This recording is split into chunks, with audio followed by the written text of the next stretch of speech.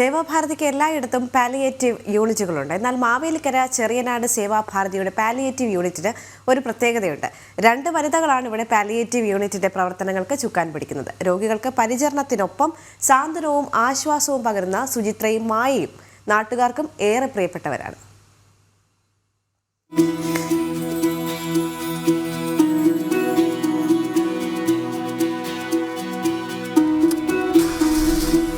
ചെറിയ നാട്ടുകാർ വിളിച്ചാൽ വിളിപ്പുറത്തുണ്ട് സുചിത്രയും മായയും.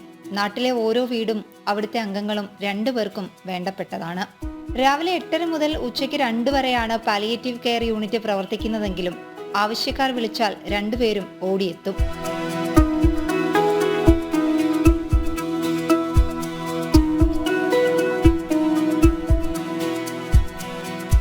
നേഴ്സായ സുചിത്ര 1 വർഷമായി ചെറിയനാട് സേവാഭാരതിക്കൊപ്പമുണ്ട്. പാലിയേറ്റീവിന് പുതിയ വാഹനം വന്നതോടെ ഡ്രൈവറായി മായയും എത്തി.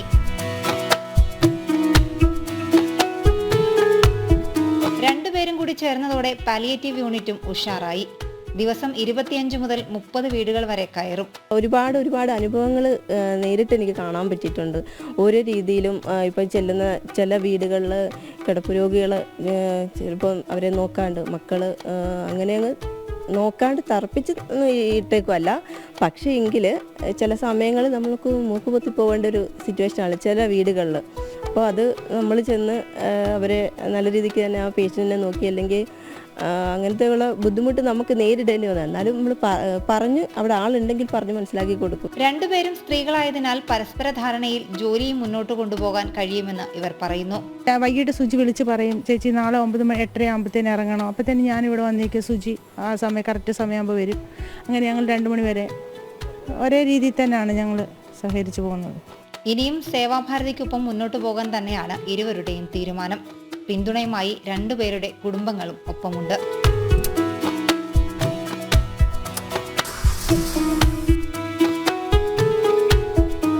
ജനം, ആലപ്പുഴ.